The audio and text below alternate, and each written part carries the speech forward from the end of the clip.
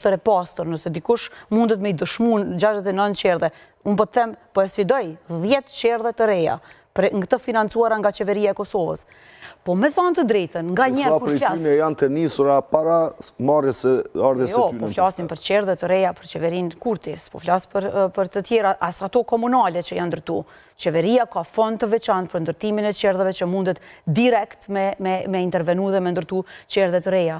Nuk ka riorganizim të shkolla, s'ka për një reform as arsimore.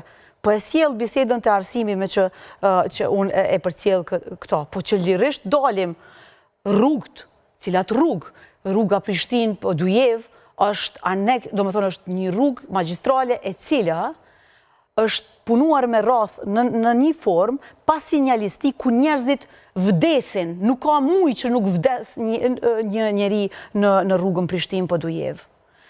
Rruga Prishtinë Gjilan, a e keni pa ju, autostrada ka qenë e premtuar, ku është ajo? Nuk është. Krejt këto anekse rrugësh, do më thotë s'ke mundësi asnjë aneks rrugë me numru.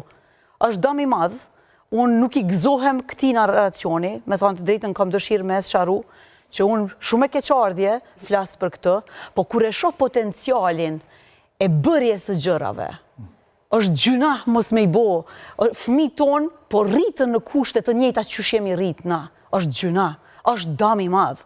Po me thonë drejtën nga njëre, mandej shkoj edhe analizoj, thom, ndoshta ky njeriu që po na qeveris neve, nuk e ka ndjenjë, nuk e bashkëndjen punën e qerdheve se nuk e ka familjen këtu. Nuk e bashkëndjen as punën e shkollave, as të sigurisë, ndërkohë që ka patriotizmin më të madh. Ajo ishte e bukur. Jo, tani, ai mundet me diskutu për çka dën. Mundet ndoshta Norvegji, ku jeton familja e tij, ndotja e ajrit është tema aktuale. Te na në Kosovë, s'po kemi mundësi me shku te ndotja e ajrit, se jemi të u përplit për ekzistencë. Që tu që shmja bo punës të produkteve bazike, që qumshti kushton ma shtrejt, që buka kushton ma shtrejt, që kripa kushton ma shtrejt, që vaj kushton ma shtrejt. Po kurti se ka këtë problem, se atje në Norvegji flasim për cilësin e ajrit. Edhe flasim për disa projekte të cilat janë fiktive e aj në diaspor ja u prezentoj kësi diçka të bëra. E janë fusha hala. Nuk ka as fabrika, as një projekt zhvillimor. Zorian Shabani.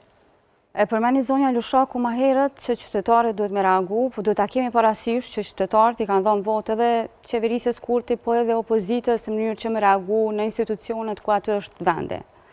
Dhe mund të them që kjo LDK nuk gjatë këtij mandate, ose gjatë këtyre periudhave të krizës, nuk është se ka bu një opozitbërje që duhet edhe kritike.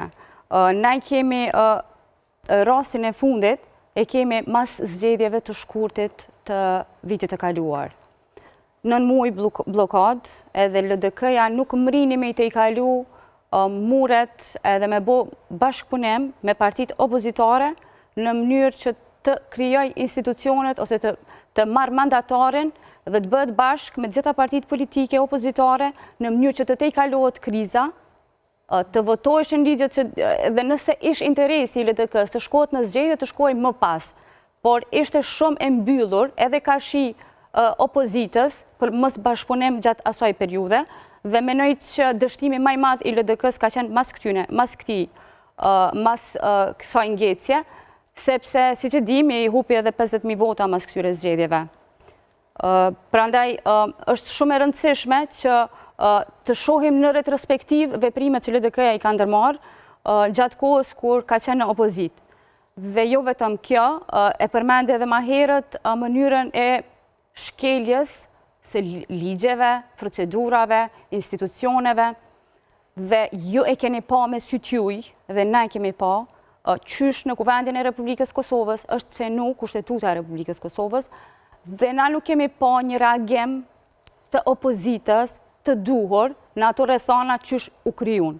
Do të thotë në rast... Për natën kur është tentuar... Po, patjetër, në natën kur është